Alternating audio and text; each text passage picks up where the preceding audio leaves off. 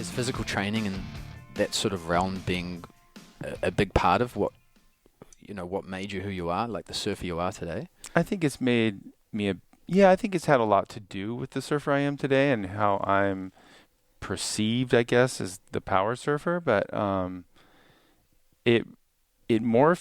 plateaued on it, let's say. I plateaued with the physical side of things. I've always loved getting in the gym and pushing my body, but when I plateaued on it, I was a little bit lost, and I didn't realize that the mental side is a way bigger side than the physical, and that the physical it got to a point where it didn't mean anything to me.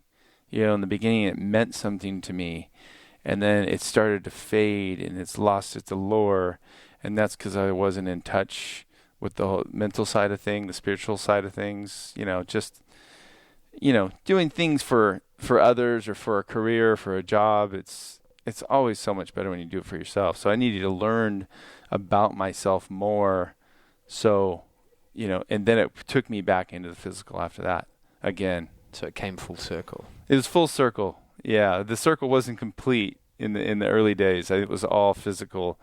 And, I'm so glad that I was steered into the spiritual and, the mental side of things for sure. Okay, well, let's back up a little bit maybe. So, because I'm thinking like when you were younger and you sort of surfing was a hobby and a passion, was there a point in your young surfing life where you thought, you know what, this is going to be more than that. I'm going to make something of this? Well, it meant a lot of different things. It was it was my way of making my way in the world, breaking away from my parents, what every kid eventually ends up doing.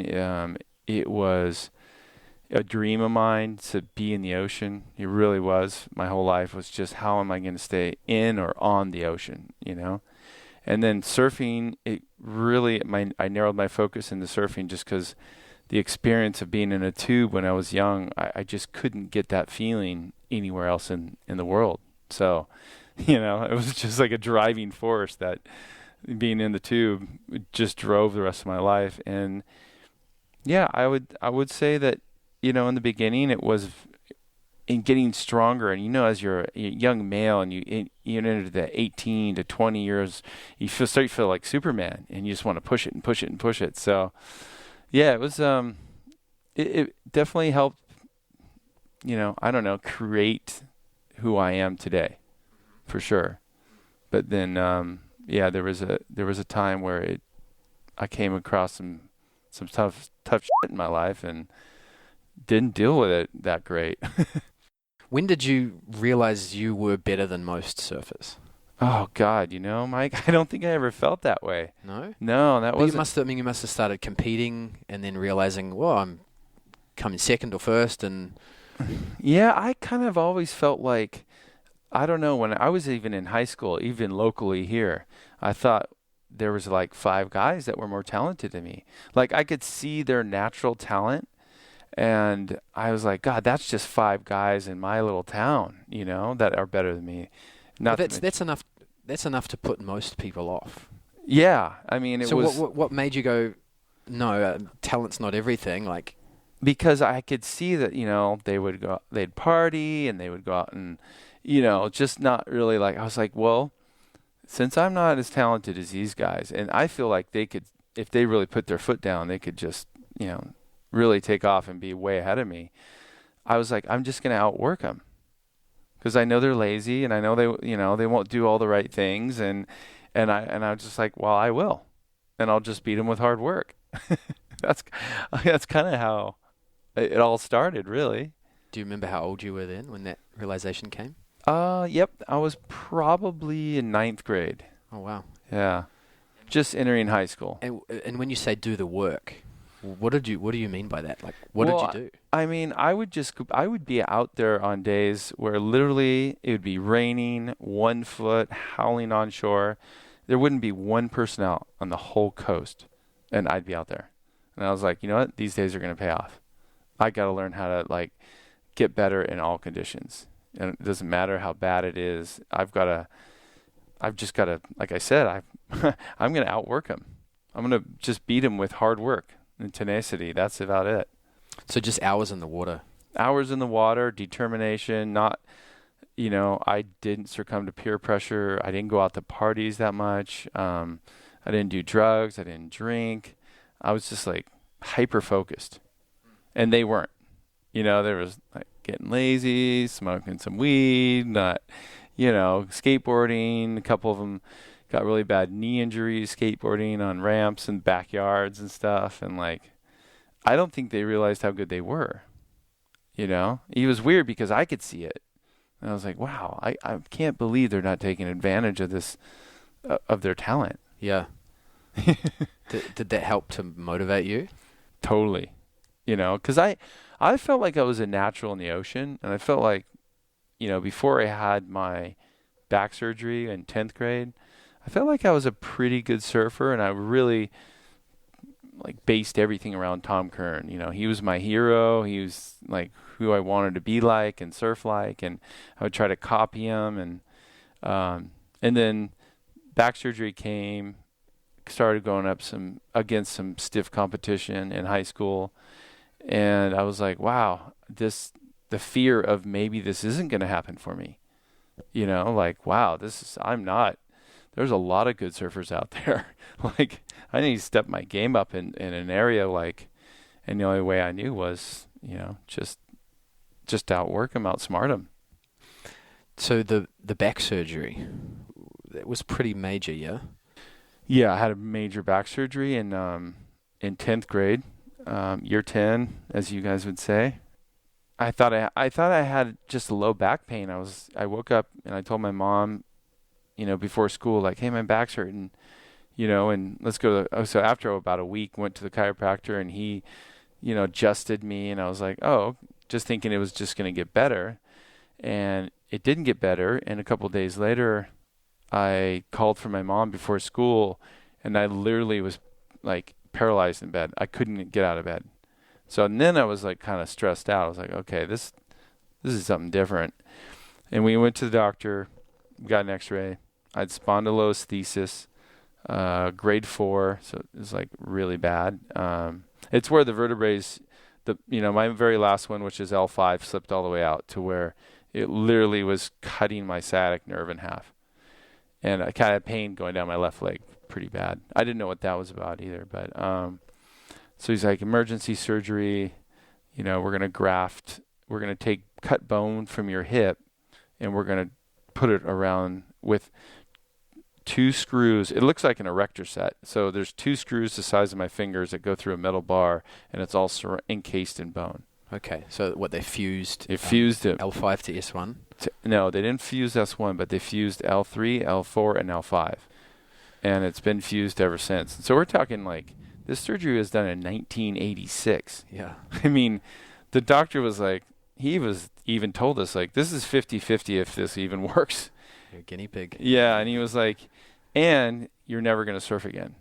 And I was just like, F you, like that was all I cared about in the whole world. But when the doctor said you're never going to surf again, did it hit you, or did you just freak out? I couldn't believe it because it was all happening so fast, because I thought I was going to the chiropractor to get popped back into place. No, sweet. And then all of a sudden, here I am in an emergency surgery a couple of weeks later and being told I'm never going to surf again. When like I just, right before that happened, I had the best year I'd ever had amateur surfing. So I was going to the nationals. It was like, wow, because the first couple of years when I was a young surfer were funny because I was horrible. I think the first year I did contests, I made it out of 1 heat the entire year. And my parents were going, are you sure this is for you? And the second year was pretty bad too. I think I made a couple heats. And so by the third year, I was like, I was getting it, and it was coming together. And that's right when I got hit with the back surgery. And, I was like, can't we put this off like a month? I got nationals. Can I? And they were like, no, we got to do this right now. You're going to be paralyzed from the waist down. I just was like, are you kidding me? And it rattled me. And they lied to me about my recovery because they didn't think that I would actually come to the hospital. I was like, F this, I'm not doing it. You know what I mean? Like, so they lied to me because they had to get me in there. And I think that's another thing that hit me down the road as far as time goes, It was just and then in my head, the whole time I'm thinking, everyone out there is practicing and getting better than me, and they're going to be that further along than me. So that really, when you say, like, why did you become so focused? And, why did you think that was going to be your advantage? Because I always felt like I was at a disadvantage the whole time and the underdog. So I started, I was living in this back brace from my knee to my chest for 6 months, 24 hours a day. I had to sleep in it. I would lay on one half and give a sponge bath, and then I'd have to roll over, and it was crazy. I was really tripped out, but it put me at a very early age. It tested my mental boundaries, because I went through a major depression during it, and then came out of it. It was a roller coaster ride that I'll never forget, for sure. Yeah. Do you think that added to your drive afterwards, once you realized? Oh, for sure. Yeah, and it was funny because, we were talking about Tom Carroll earlier, who's, a good friend of mine too, and I love that man. But so when I hit the depression, I contemplated suicide at one point because I was just, if I couldn't surf, literally that's the only thing in life that I cared about, So a friend gave me a book. It was kind of a positive self-help book, and it's looking back on it, it's kind of funny, but it's I'm well beyond that now. But it definitely changed my frame of mind, from being like, this is like, I don't need to be on this planet anymore, to I started drinking like a gallon of milk a day because back then it was like no one knew what to do, like what's good for your bones? Well, calcium's good for your bones. And the only place I knew how to get calcium was in milk. So I would drink like a gallon of milk a day. And I did that for 6 months, and I started training, and that's right when Tom Carroll started training himself. Well, at least what we were reading in the magazines, that he was starting to get in the gym and train. And I was like, yeah, that's it. That's how I'm going to be better than everybody, is like, I'm going to go in the gym and kind of be a gym rat. Like, no one in surfing does that. Like, literally no one was doing that. No one was training. So I was kind of like, wow, I'm going to be the only guy in my generation that is actually in the gym. And so I went, and then I got into yoga a little later, and, started learning about how good it felt to be flexible. All that stuff was derived off of the want and love of surfing. And then that back surgery really just, it was a fork in the road basically in my life. I see it as, could have gone left or it could have gone right. Left probably wouldn't have been a good ending, and then right. So it was a bit of a dramatic, like, in your face decision making time, but I'm lucky for me. I went the right way. There's the saying that your voids drive your values. So anything that you think you don't have drives you to get it. So you thought you were a really bad surfer, and that's what drove you to become one of the best. Right. You had major back surgery, and that drove you even more. And yeah, it was a crazy time because there was so much going on, and surfing was getting so popular. It was growing, and there were so many people doing it, and it was exciting. And there was Tom Kern winning world titles, and Aki, and the whole world. I felt like that was a pretty special time in surfing history. It was like Tom Carroll trains and Tom Kern trains now, and like, wow, they're becoming athletes. It's pretty cool. I was into it, because I grew up watching sports all the time with my dad and stuff, football and baseball and stuff. So I'd be like, kind of like, surfers, they could be so much more, like they were just like cruising at the beach all day, like, and that's cool, that works for some people for sure. But it's also like, I don't think the guys that are doing even the big wave stuff now would be doing that if they didn't start training and doing breath holds. And so it's the whole, what surfers and jocks used to fight and be against each other. It's just funny now that like we're completely blended, and it's been a really good thing. The feeling, I got a question for you in regards to surfing and training is when you are on a decent sized wave and you do a proper power turn, how does that feel physically? Can you compare it to anything that you might do in the gym? Like, what sort of physical demands does that require to flow through a turn like that? As you know, the body is meant to move in a spiral, muscles and joints and stuff, and that's something I just recently learned from Tim Brown, is how like the body moves in like a spiral motion. And I think in the gym, the closest you can get is by doing some kind of activity where there's rotation and you have a good arch in your feet are flat and they're connected to the ground, and with some kind of resistance, and not only into it but as you're going out of it, And I think what you can do that slowly, and you can speed it up a little in the gym, but really in surfing, there's nothing I've felt that can compare to a big, and it's like a formula. I'd say it's like I've flown in an F-18 before with the Blue Angels, and when you're doing a turn in like a jet or like I get probably an F1 car, there's those G's, and you're like at maximum breaking point, and you feel your board and you're feeling the bumps in the wave, and the fins are like right on the edge of breaking out, but they're not. That's when that feeling. No, I don't think there's anything in the world that can give you that feeling, like where you're completely on edge on a moving surface against bump and wind and whatever else is going on out there. But it's almost like you're connected from your head to the tips of your fins. Like you are one piece with that board when you're going through it. It's pretty cool. Okay, so it's more about connection, but you do feel like the centrifugal G-force. Right. Yeah, I guess you can't replicate that at all. You can't, because there's, how do you replicate that? What about skating a bowl? Does that ever feel similar? Yeah, in the transitions, yeah. Like when you're skating a bowl and stuff, when you get up high, I would say, yeah, you can definitely feel it.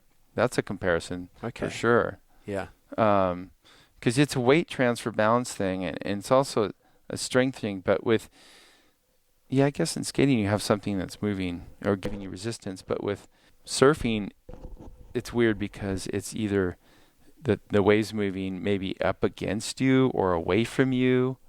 Because waves are so different, right? So you get those wedges that are moving beautifully right coming at you like with full speed, and then there's other times where you're chasing it laterally down the line. So it's very unique sport, man. I think balance stuff is really good too. Maybe on balls and stuff. You can see people when they do push-ups on Bosu balls or stabilization stuff on balls where there's tiny shakes going on. They can barely be on top of the ball on all fours.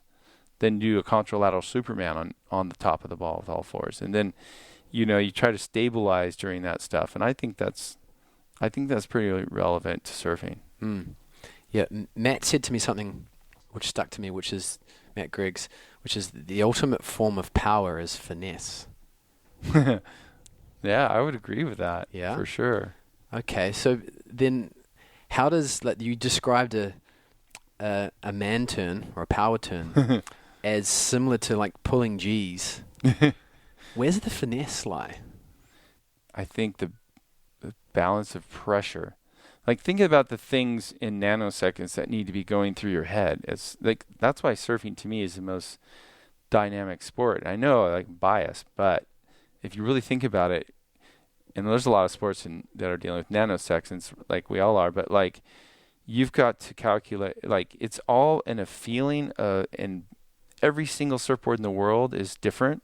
All fins, fin angles, the way they glass the board, the weight, the flex, everything going.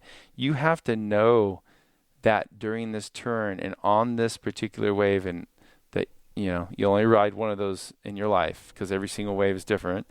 You've got to know how far to push it, and you get a feeling of the water that in the fins and the board all in one.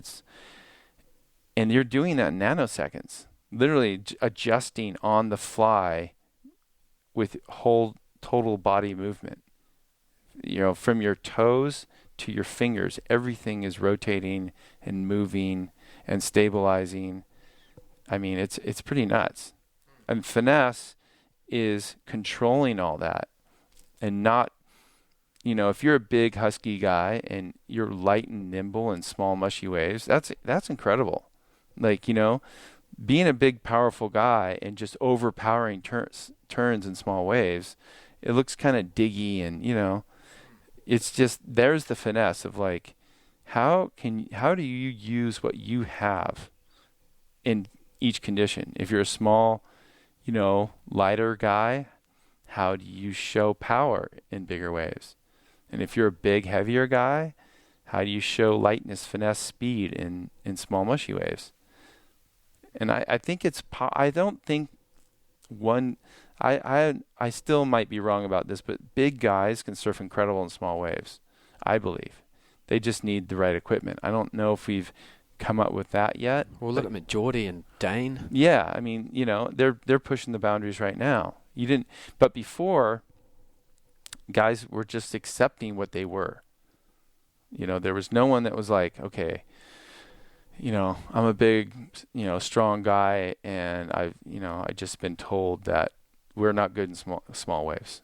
It's kind of like it used to seem. And now guys are it's just a rewiring of surfers as a total group. We're all learning finesse as we go along, because you look at either the average Joe now, or you look at a pro surfer now, and you'd go back to the 70s. So we're just completely different. Our whole species has changed.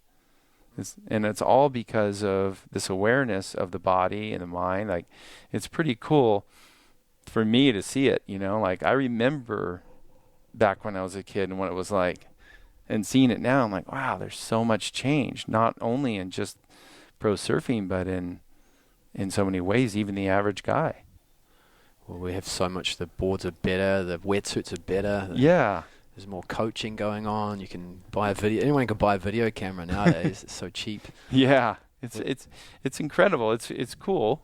You see what the guys are doing out there. Like John yesterday in his heat, and today Philippe did the craziest backside air. It's just that kind of stuff before would have just been thought impossible. Yeah. I like the way you described the feeling of doing a power turn. Like the whole body is connected. Yeah, you're not separated. There's times where you go out and you're on a board and you're just like, I don't like this board. I'm not feeling it. It's just not the right board for me or whatever. And it's kind of like you're fighting it on the wave. And, when you're fighting a board, it takes away from your awareness of the wave. And then there's times where you're just connected on all levels. Like, doesn't matter if it's a single fin. It's, the board, you love the board, and you know how to surf it. That's why you can go like single fin in one session and thruster in the next. And both can be amazing because you know the feeling of those boards and you're connected to them. When you have that connection to the right board and you're in the right space, it just doesn't feel like there's anything you can't do. Everything slows down, like the game slows down when you have that feeling. And that's when you see those like magic sessions. You can see them on film. You look at Tom Curran at J Bay, that, epic segment he had in the first Search movie or whatever, and he was feeling it. You just see it. It was the first time he'd ever surfed that wave, and he tore it to pieces like no one's ever done. How do you do that when you've never even surfed the wave? There's just a feeling, there's a connection that surfers have, and I think that's why people get addicted to it, because it's mind, body, and soul and spirit that goes, and you're connected with that ocean. It's just energy. You're in energy, and waves are energy, and when you're going and working with energy in that way, I feel like it's blissful. Yeah. If you were surfing your favorite break on your favorite board with a group of friends, would you surf differently then, or same scenario but you're being filmed for an edit? That's a good question. That's a really good question. I'm glad you asked me that. I would be surfing the same. I love to push my surfing all the time, even when I'm with my friends, just because it's fun to show them as well, like, hey, man, we grew up together. Remember, we'd play at the beach. We'd be surfing together, like, all as kids. And just, like, thanks for supporting me. And this is why I keep doing it. And show them, like, just kind of a thanks of, like, hey, man, I'm doing this because you were there in the beginning with me and helping me and encouraging me to do it. And so and you've kind of, like, your friends push you, even friends that aren't pro surfers or never were. It's like, it's fun because you connect to that feeling of when you were competing maybe against them in high school, or, just your after school little contests with yourselves. You used to run heats with people, and it brings out that really good, for me, a really good fun feeling, just the fun that we had as kids and what surfing meant to us. Yeah. I guess the question I have around that is, sometimes I wonder, like, if we're watching a surf edit and we see a turn that is beautiful to watch and looks amazing, and then when you watch that same turn yourself, does it relay the same feeling that you get, like you were describing the feeling of that turn before? Yeah, because I can remember those turns. I mean, I can remember turns from 20 years ago. So if you think of the best turn in a session, let's think of a turn in a session that feels the best, Okay. that felt the most connected, the most G-force. Is that the one that looks the best on film? Usually.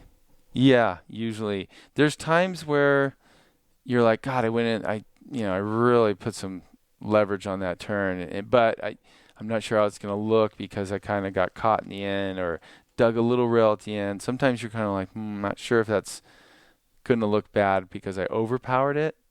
But then there's times where you do it right and you just know. You don't even need to look at the film. You just know. Like, sometimes when it's that good, it's like, you know what? I don't even want to see it until it's actually you've edited it into the movie, because I already know that's like, I want to stay with that feeling before I see it, because a lot of times for me, when I see it, I start judging it. Like what I could have done better, and that's just something that I've been working on, just to not be so critical. How do you recreate that feeling over and over again? Where does consistency come from? I think it's just the love of speed, the speed you can get on waves. Obviously, being in the tube is like the ultimate for a surfer, but just the speed. I love being on a bigger wave in open face, and just because I love going. I want to go as fast as I humanly can and turn as hard as I humanly can. That's kind of like what I like to do in my surfing, and you just don't have the waves that do that a lot. So when it happens, it's really special. It keeps you, maybe if I had it on tap every day, I wouldn't enjoy it as much. I don't mind, like, the grind of going to the gym and just training on the days that the waves are crappy and blown out and small, because it's always worth it to go on those trips when it does happen. It's like this, it fills up your bank for a while. You go on a good trip and you're like, oh man, I could not surf for the next month because that was just such a good trip and I had so much fun. Yeah. Okay. So looking forward to those sessions keeps you in the gym, keeping strong and physically ready for those. Yeah, it doesn't take much. It's really not much for me, like a couple of trips a year, a few good sessions, and that'll keep me in the gym and working hard, because I'm glad it doesn't happen. It's not that easy, just because you have to learn how to work for things, and then I've always been that way. My parents are that way, where blue collar, work hard people, and it's not like we need the big castle on the hill or anything. We're stoked when we get it, you know.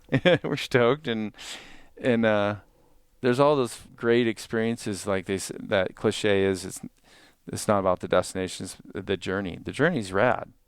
I'm totally into the journey, you know, like injuries. I've had so many of them in my career. I used to get really bummed out. Now it's just like, all right, this is fun. Let's find a way to solve this and share it with other people. You know, it's really cool being around those like-minded people like that, because it's sharing. You know, you're sharing. You want to help.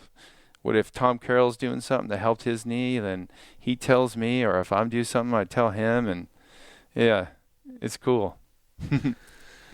So I watched the Y5 and Apply Pressure, and I think you've gotten better.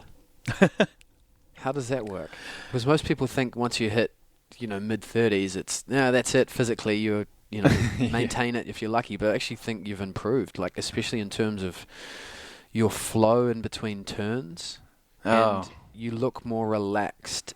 I am. I had a bit of tension to work out, like I was saying, and the more I tried to work it out physically, whether it was like getting massages or like yoga, there was this tension, and it was all due to, having compartments and stuff that like I just never dealt with, or I pushed down, or. What do you mean by compartments? Like issues, stuff that had happened in your life that you just moved on from. You didn't really deal with it, you just kind of like distracted yourself with something else, and you stuff it down and move on with life. Yeah, but how does that affect one's surfing?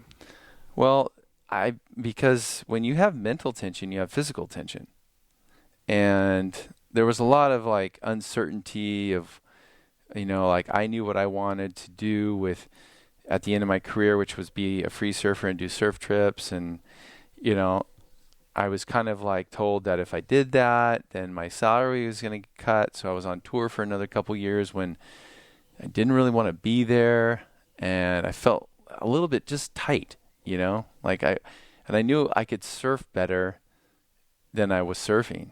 And so I started working, just taking some time to be by myself every morning, kind of just clear my mind, do my meditation.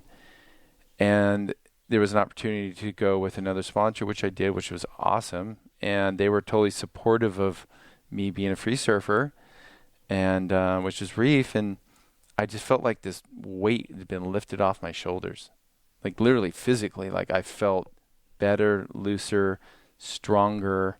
All of a sudden, I just gained like all this, I don't know, like I would call it strength physically, but it was like I gained this freedom inside, and I was like, this feels natural to me. This feels like what I've wanted to do for so long, as far as like bringing out my best surfing.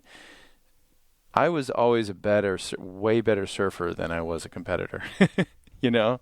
Like I loved the tour, and I'm so fortunate that I was able to do it, and I loved it when I did it for all the way for majority of it. And there was just a point in time in my life where I was like, God, I really got to do this other projects like Wi-Fi and Apply Pressure, and I got to just go free surf, because I don't feel like I'm doing myself justice on this tour anymore, and I don't feel like people can actually see the type of surfing that I can do on this tour anymore.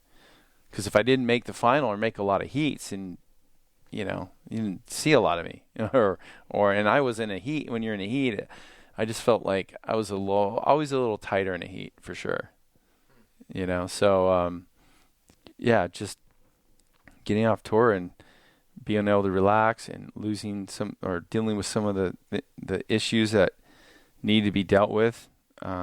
Compartments is what we call them, issues or whatever you want to call them. But yeah, just getting through working out some of those and losing some of those, which felt great, and more freedom. And it was just like, whoa, I felt my physical body start to it was like picking up steam. It was interesting. It still does, actually. Like now I feel like I'm stronger and better and fitter than I've ever been, besides having, a little bone spur that I got to get taken off next week. But I feel like I'm going to come back from this and be better than Wi-Fi or apply pressure. It's just crazy. But I mean, I don't really know how to put it into words, but it has to do with just being more present in the moment. A lot of times I was living of, if I could just get here, or if I could just do that, then, So that was creeping in, if it could just, if, maybe, but, if only, all that stuff was creeping into your surfing? Yeah, totally. So you got an issue that hasn't been dealt with in, say, real life, and then it creeps into the surfing life, and what, it slows you down, creates tension? Is that what it feels like? Yeah, a little bit, because, if you have things that you experience in life, and maybe it was trauma, maybe it was a bad breakup, maybe it was being pissed about, I don't know, someone or something in your life, and you kind of just you distract yourself with your career or whatever, just move forward, don't deal with it. I feel like eventually all that stuff kind of comes back like a scorpion and hits you in the back of the head at some point, like you just don't get out of this whole thing free. Like, you got to deal with some shit. And I felt like, there was a time where, even during my career, which was really hard to stay on tour and be dealing with a lot of stuff that I was dealing with, that, no one knew at the time, but like personally, I was dealing with some stuff, and it was just hard to even qualify for the tour some days. But I knew, I was like, you know what, I got to deal with this now. Like, it's not, I have nowhere to go now. It's like surfaced, and it needs to be dealt with because it's dragging me down. And either I can deal with it and move forward and hopefully stay on tour and have a good career, or I can not deal with it and my career is probably going to be over real soon. So I was learning how to deal with some issues and stuff that were coming up, and kind of like on the fly as I was doing my career. No one knew that. My mentor knew that, but that was about it. Who's your mentor? Ron Rathbun. Okay, that's the Kelee meditation. Yeah. And the mentor teacher, I don't know. He's my friend. I just call him a friend, but are you saying that meditation helped you deal with your issues, and dealing with the issues helped you to get into the zone when you're surfing more? Oh, absolutely. Yeah, for sure. I know for a fact my career would have been over, maybe a decade ago. It was funny because, like, a lot of people ask me about the Mexico contest, the Barra event, with the search that they had down in that Point Break we got. And, that right at that time, I was going to retire that year. And that was like, 12, 13 years ago?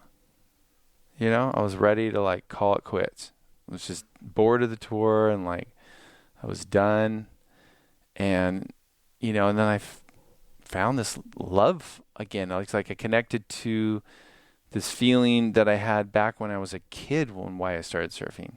Somewhere along the line in my career and in my life, and there was so much that happened in my 20s and stuff that I kind of lost that connection to that feeling. And then, doing the Kelee meditation, taking time to myself and learning more about myself, I got back in touch with that feeling again. And then I was like, and now I'm just this, like, stoked rum again. It's been really cool. It's like having a lot of like, imagine your head is like a closet, and over the years you accumulate stuff, and or boxes, or let's say you accumulate boxes, you put it in the closet. Those boxes are maybe a bad breakup, an ex-marriage, like a bad business deal, a few injuries in there. Everything has a box. And then the closet gets too full. And, that's kind of how I explained it. Then I started cleaning the closet out, taking those boxes out and having them disappear. And that's kind of the best way I can explain it. It's a tricky thing to talk about, isn't it, meditation? Because It's a really tricky thing because there's a lot of woo-woo goofy shit out there, man. It's really new age.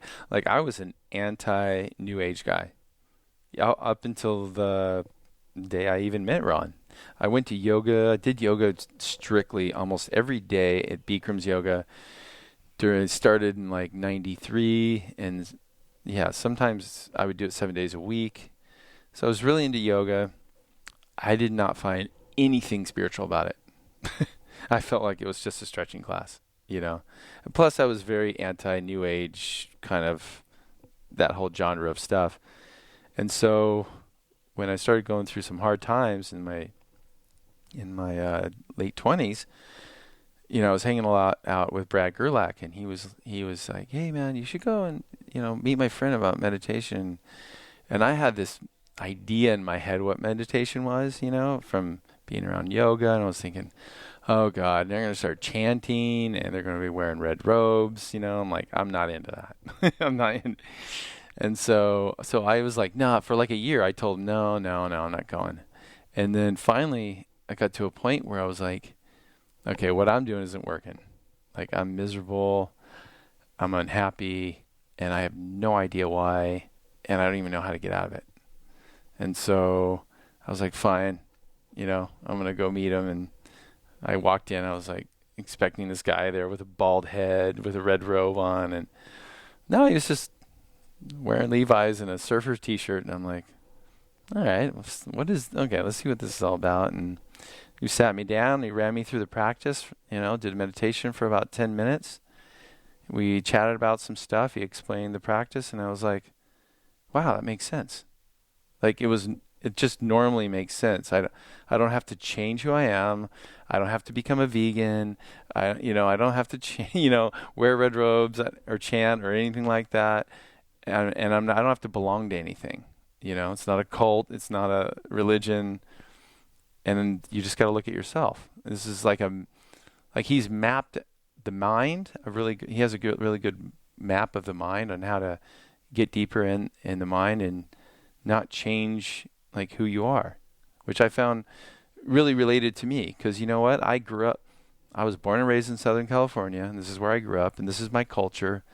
I was not born in India. I'm not Indian. That's not my culture.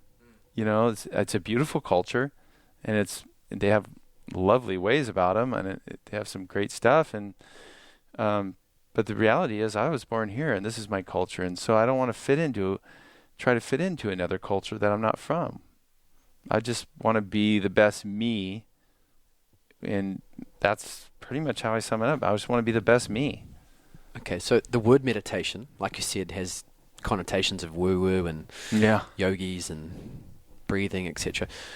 How do you describe meditation? Looking inside. You know, quiet, getting to a quiet place with no thought and having life come to you.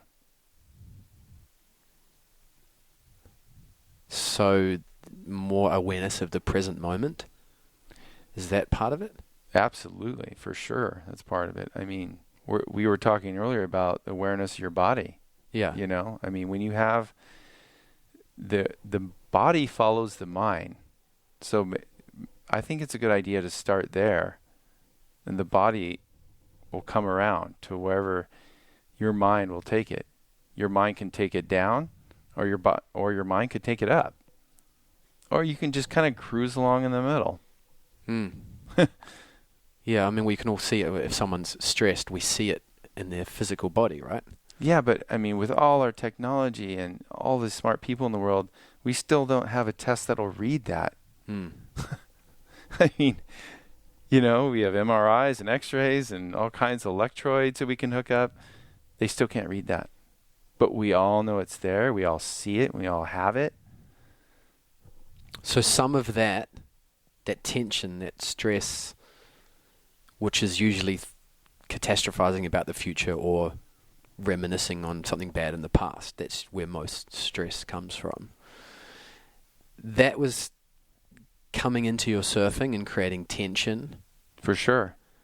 Yeah, I mean, I could see it because I would I would say to my coach sometimes, like, God, I feel like I can't unlock, like, there's another 20% in there and I just can't unlock it. Like, I knew it was there. I'd get flashes sometimes, but I just couldn't access it. And I really, on a physical side of things, tried everything.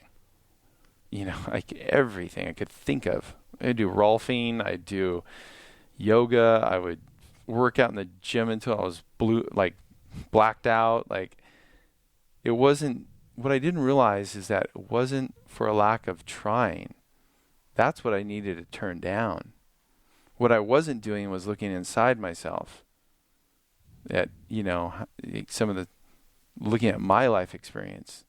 Look how I was living, where my mind was at when I woke up in the morning, where my mind was at when I was out surfing or with dealing with life. So there was a lot for me to look at, and there still is. I mean, that's never going to stop, but I'm really happy. I'm in a much better place than I ever was.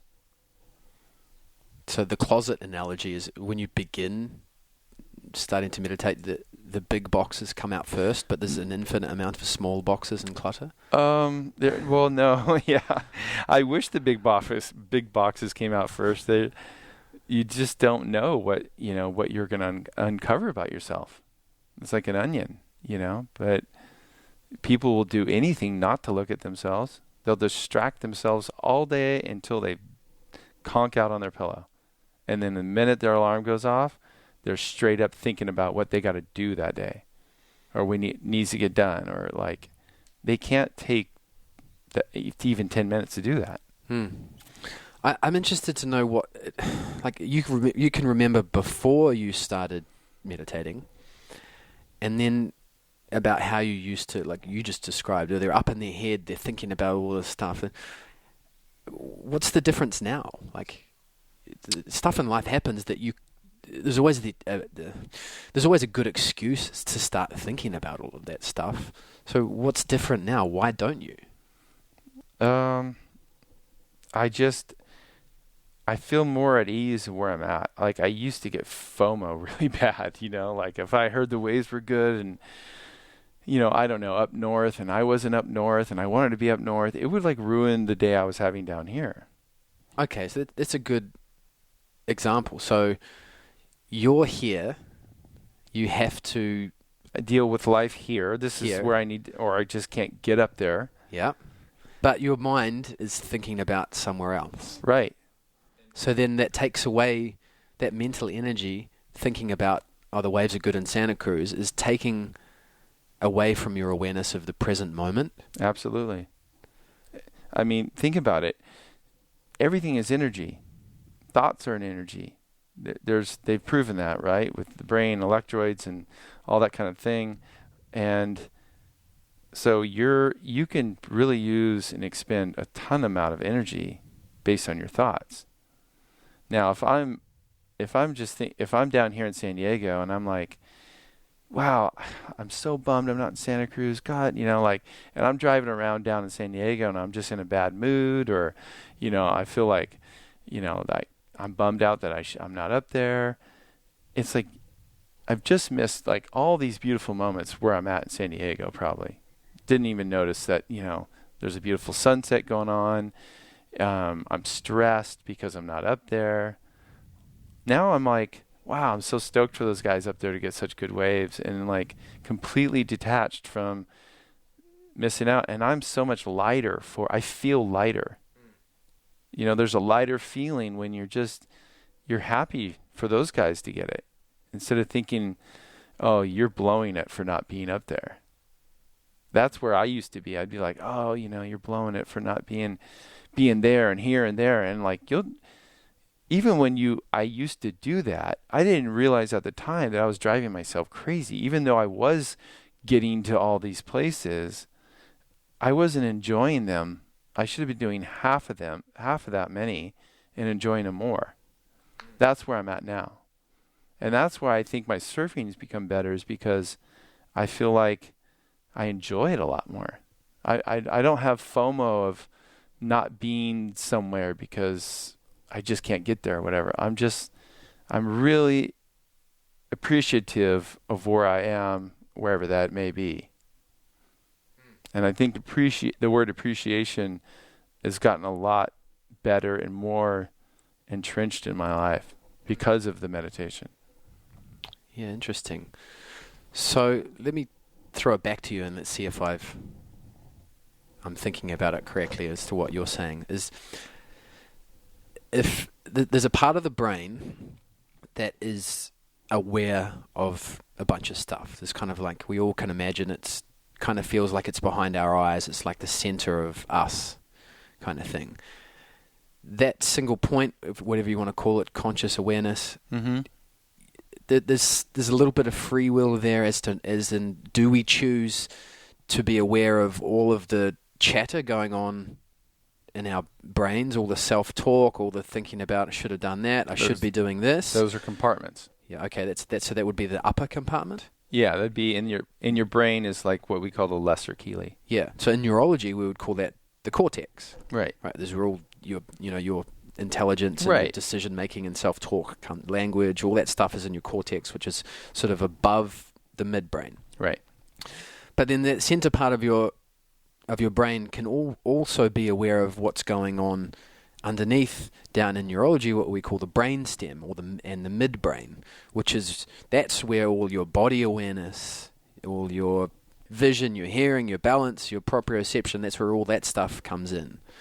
And that's your brain is always making decisions about what to do very quickly about all of that stuff. So that's kind of closer to the present moment. Is that? And we're trying to focus on that rather than all of the self-talk and stuff going on in the upper brain or the cortex. Right. We're looking at it, I'm probably looking at it a little bit less biology, the ways that you are, like when you're trying cortex of the brain and stuff. I'm talking more about how where you're feeling stuff. Yeah. So you have the lesser Kelee, which the brain is a receptor. It's not supposed to be a collector. I like that. Yeah. So we collect things in our. The analogy was the closet. Stuff gets stored up there and it piles up. And then there is. How do you describe when you haven't seen a really good friend in a long time? Someone that you really like and enjoy being around, and then you see him after not seeing him for a couple of years, and you get that feeling, and it wells up from down below. It comes up. So that's where I'm starting to live more from, and that feels better for me. That's what I mean in being in the present is like living more from your heart, because I don't think you'll ever regret a decision in life if you make it from your heart.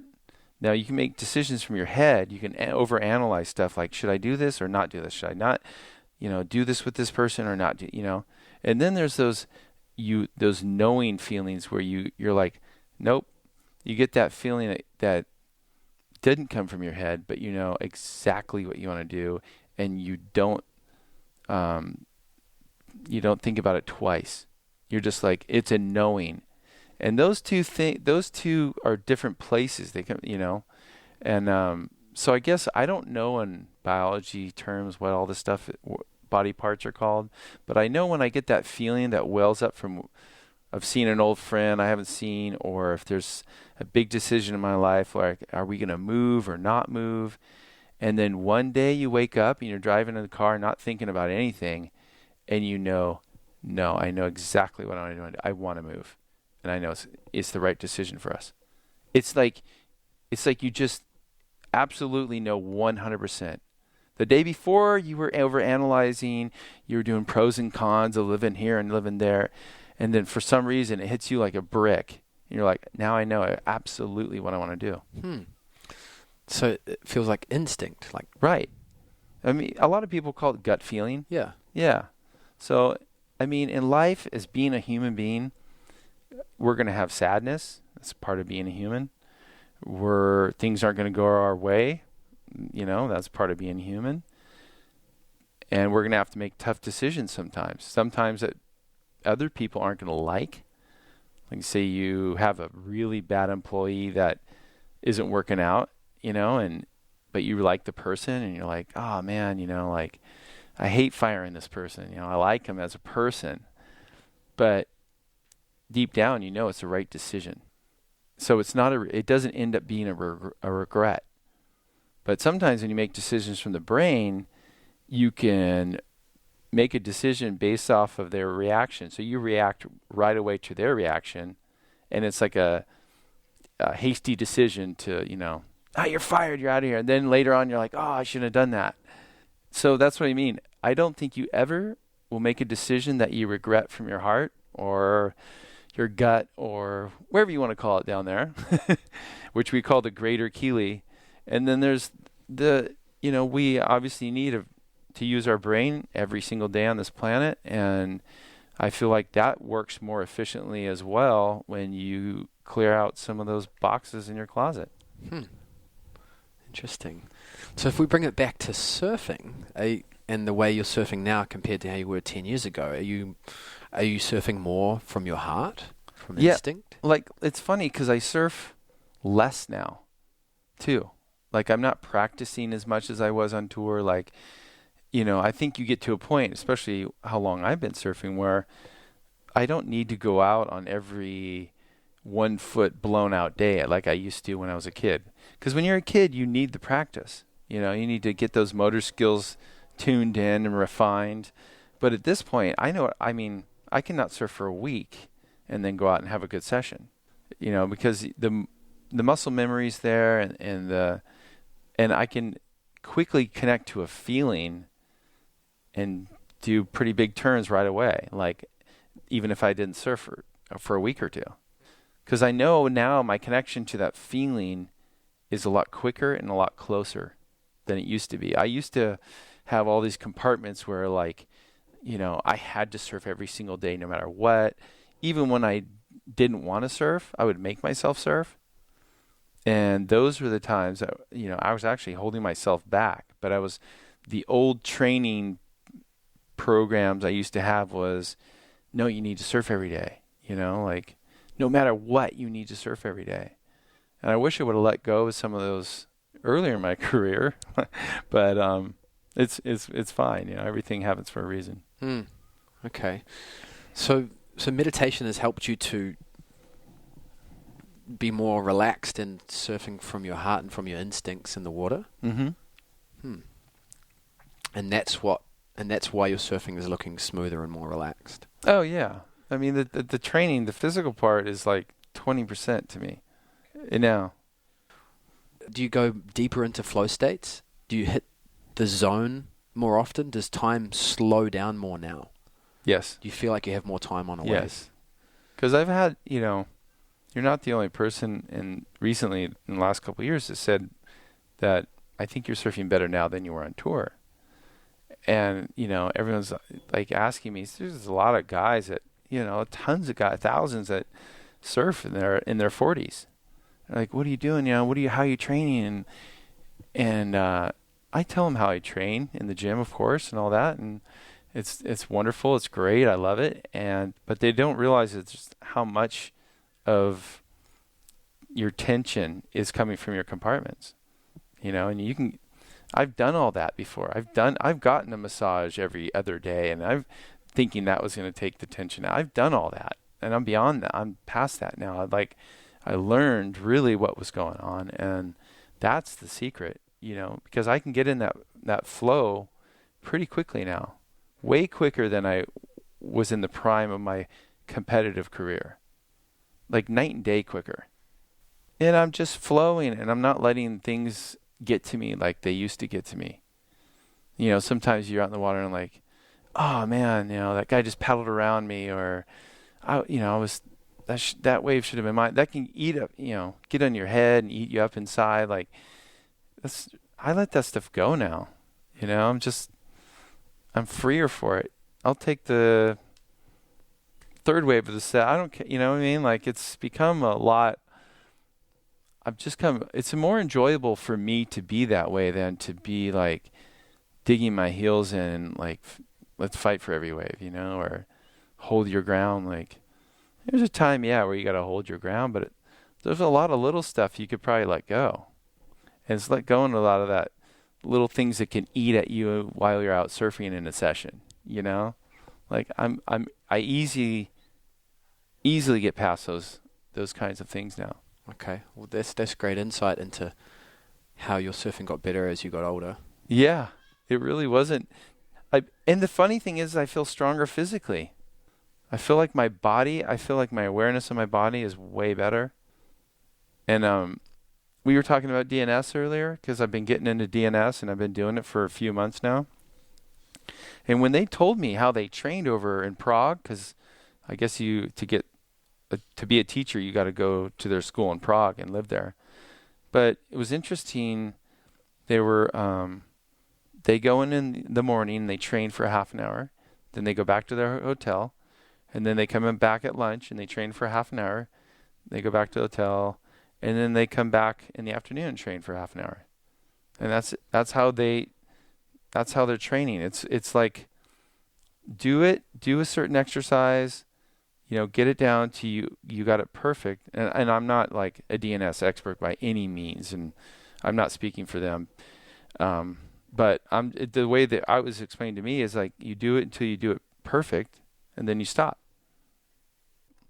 I love hearing how it just opened my mind to a whole nother, and it's nice to have the awareness to go into the gym and be able to like understand on a deeper level what they're talking about and what they want me to do. I feel like I pick up things faster.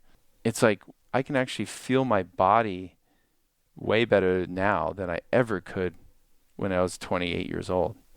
It's just overall awareness, right? Life, nature, your body, like awareness is a 360 degrees of sides. It's not just like awareness in physical or just awareness in the surfing.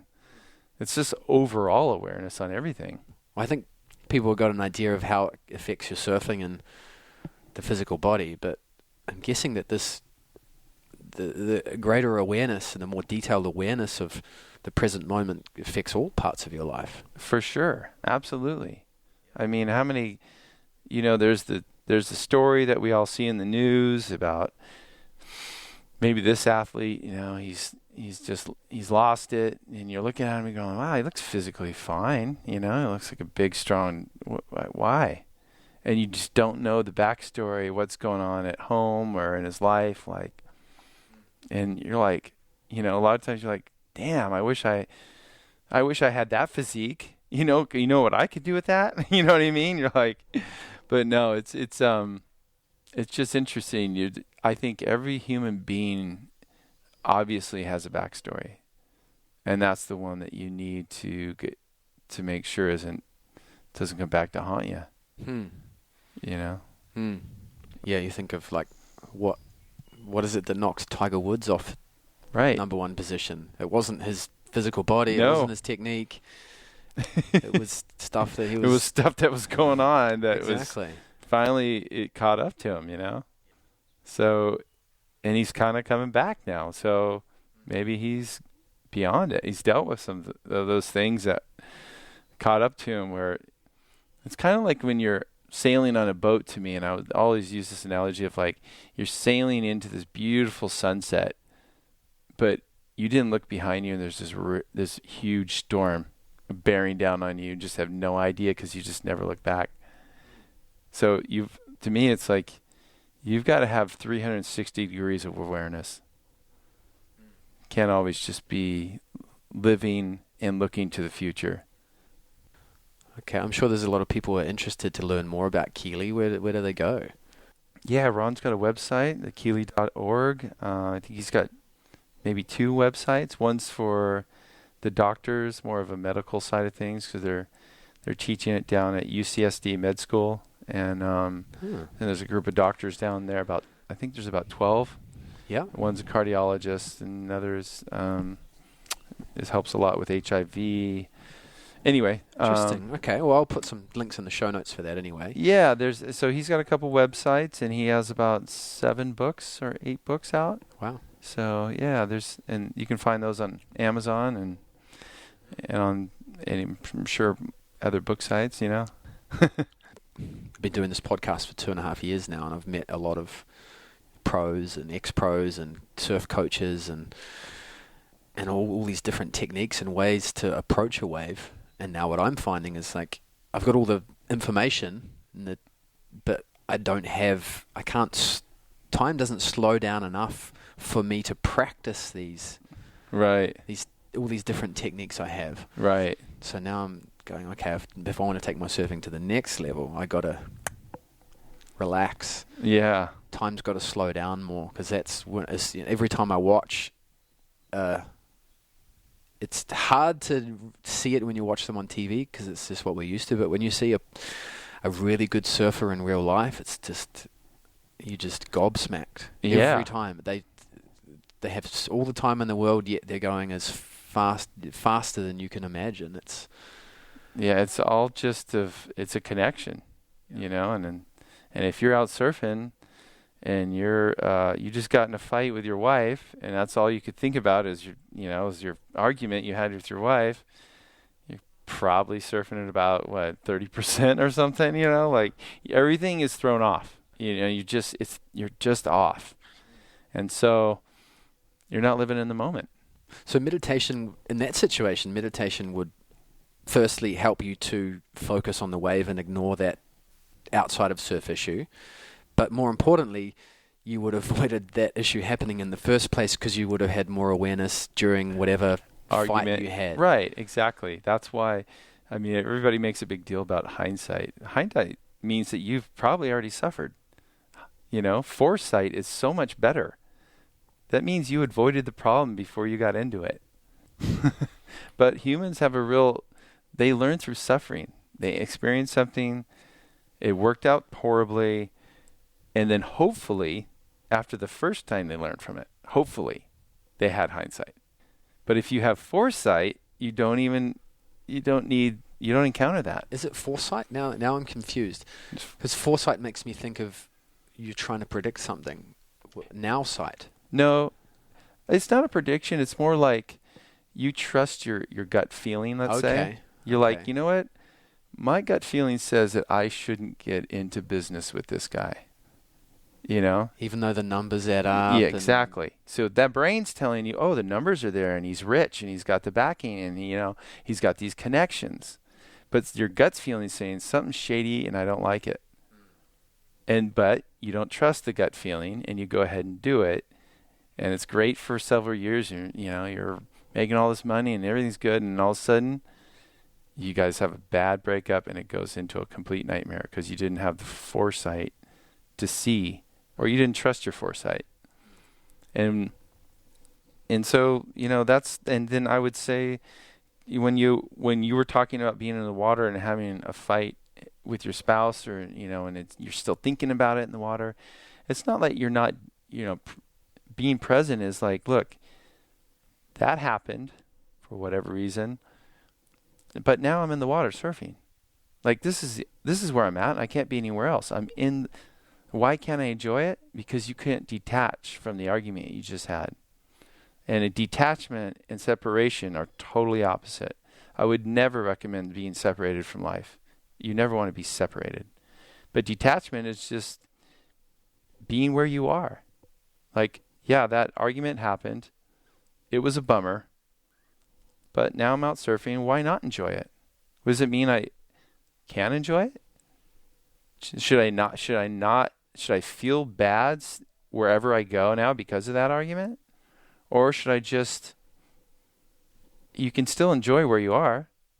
And I'm sure you'll get back to that argument later, or, resolve it later, or you'll talk it out or work it out. But for that moment, you're out surfing. It's a good attitude. Yeah, makes sense. And then it's always amazing. You hear some people they almost get mad that you had fun. Like, oh my God, I can't believe you're just out enjoying yourself surfing. Like, well, yeah, that's why we surf. And I go out there. Otherwise, why even paddle out? I have like my limbs, I have my health. Why wouldn't I enjoy it? Because I just went with a foundation last weekend called One More Wave. Was started by some Navy SEALs, and they take vets surfing that have lost their legs or maybe had some post-traumatic stress, and guys that are struggling a little bit. And we took them out surfing at a wave pool and got him into these amazing waves, and it was awesome experience. The guy that I was helping, he had no legs, and I was, we were riding we probably caught like 30 waves together, and he'd never caught a wave in his life. He's from Georgia, and it was awesome. It made me think like, what? While I have this body and I'm trying to keep it in one piece as good as I can, I'm going to go out and enjoy every time I can go out and enjoy something in nature. I'm going to do it, or not every time, but when I am out there, I'm really going to enjoy it, because man, you can't take it for granted. It doesn't mean overdo it, but just, take your time. Obviously the body needs rest. It's super important. In fact, a new study just came out, I believe, that a friend of mine was telling me about how important sleep is.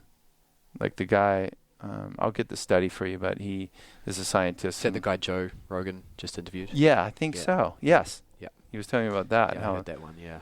How important sleep was. So I was the guy that would go to yoga in the morning for 2 hours, and then I'd work out in the gym for 2 hours, and I would surf for 2 hours. And I would do that for years, But I learned I was just burning myself out, and I think now that's why my body feels stronger than it's ever felt, is because I rest more. But when I'm in the gym and I'm doing it, I feel more focused than I ever was. And I don't feel like I need to do as much. It's more like I just need to get to the point of like, you'll do that one rep where you're like, well, I just did it perfect. And I'm like focused on connecting to that feeling. I'm not focused on doing 20 more. I like that. Brings it back to that feeling of connection through the power turn. Right. It's like the feeling of the perfect rep or holding that position perfectly for. And it makes it, and when you are in that feeling sense, everything's easier. Like in sports, they always talk about the game slows down for that guy, Tom Brady or whoever. And then you see another quarterback and you're like, God, he's got even a better arm than Tom Brady. But he's so antsy back there. He's, the game is speeding up on him.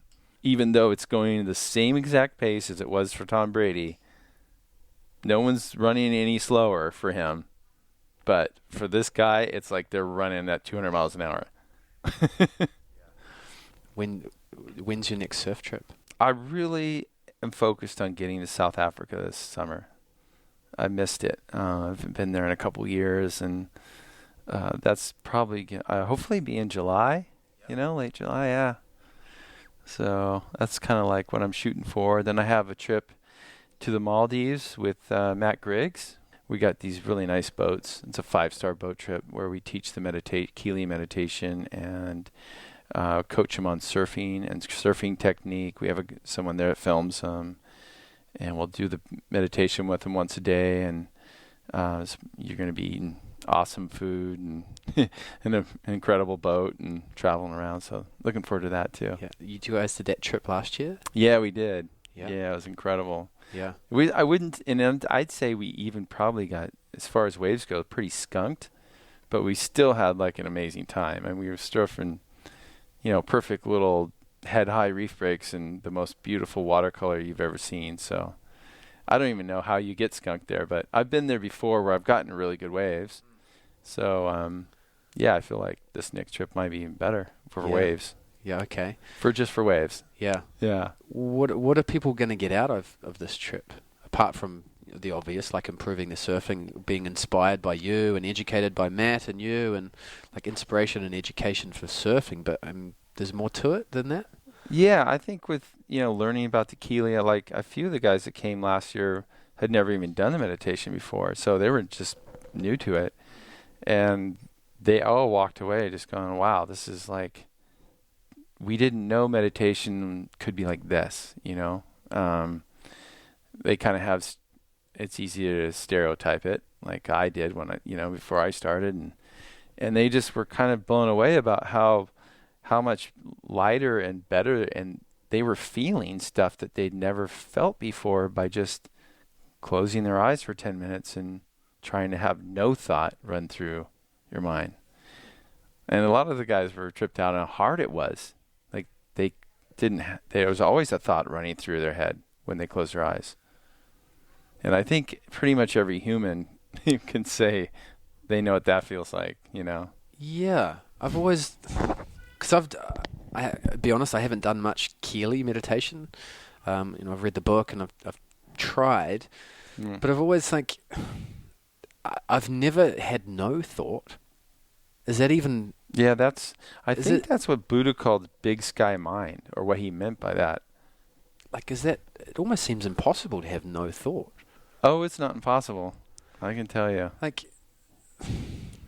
Okay, so maybe I'm confusing some of my thoughts with feelings.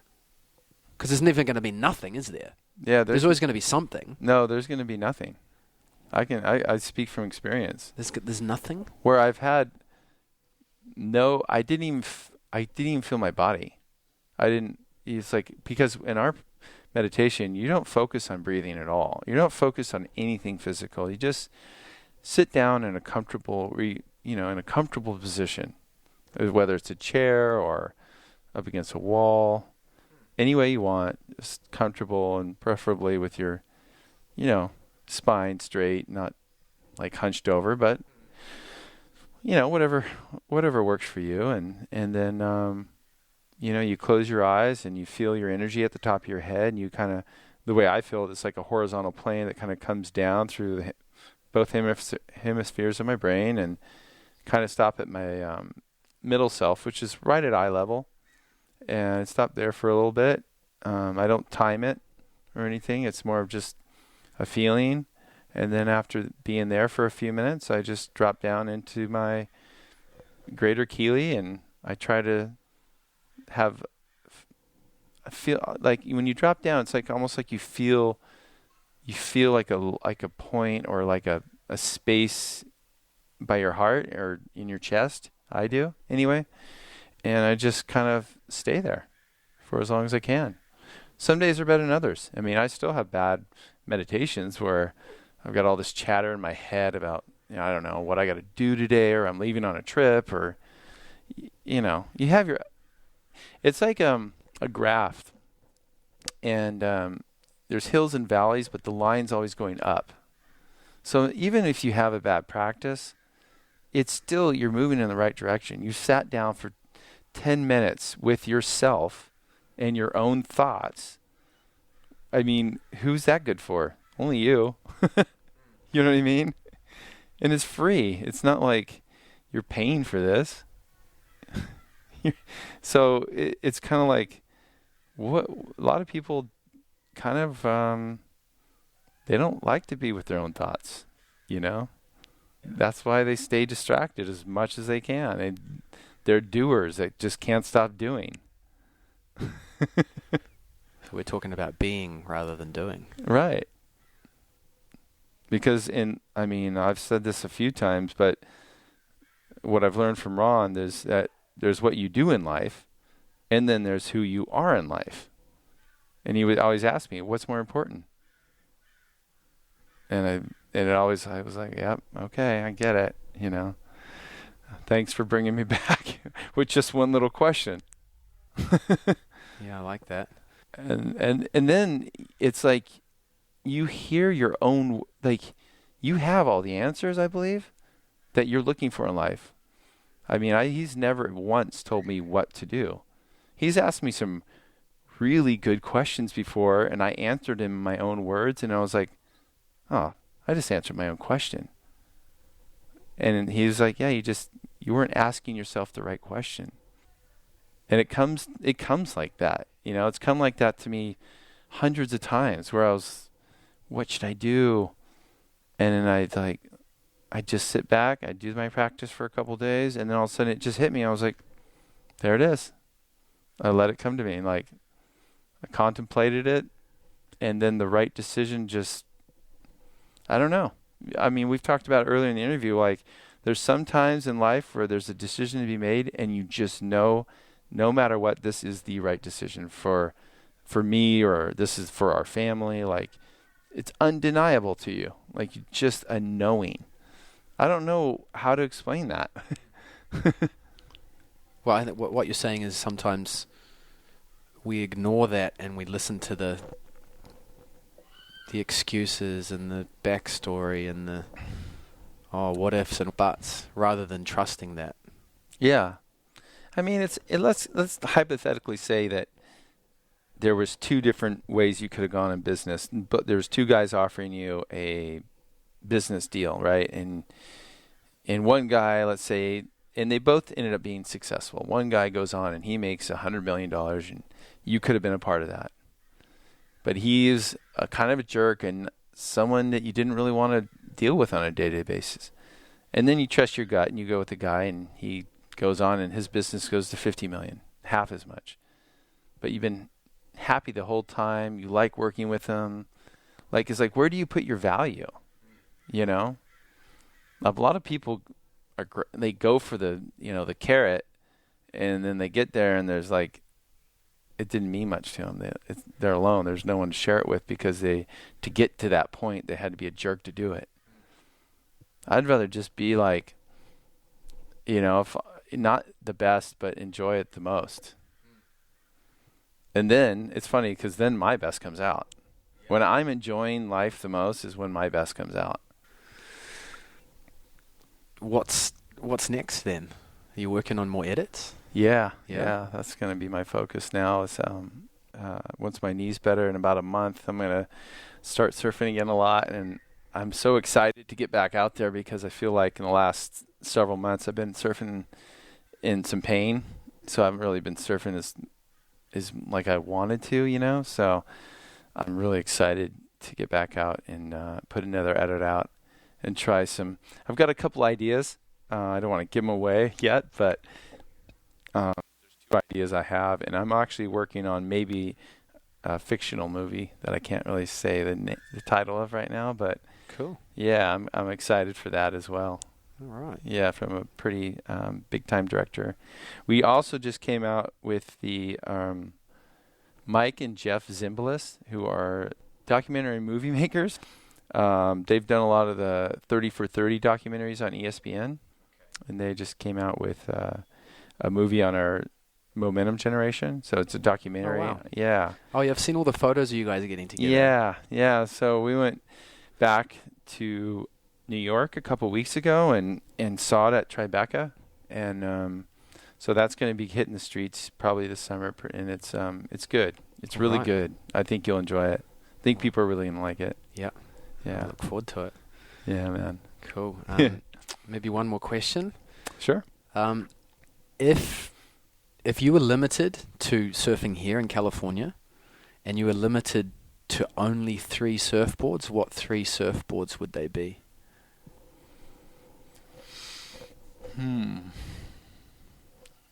Well, I would have to go with like a 6.0 squash high performance board for sure.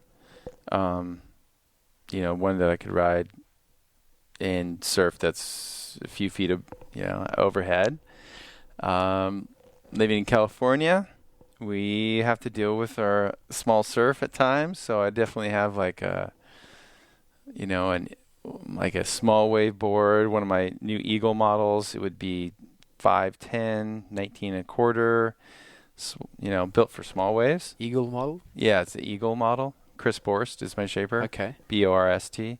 And then I would need, I'd probably need one of my Skip Fry flyers, like my 12.3 Skip Fry for when the waves are flat. Yeah, it's really fun to ride, and it's just, I don't know, it's just a cool board to be out, and it's a different feeling for surfing, for me, and yeah, I think I'd probably take that one.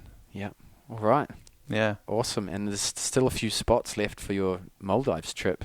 Yeah, there's still 4 or 5 spots. How do people find out a little bit more about that?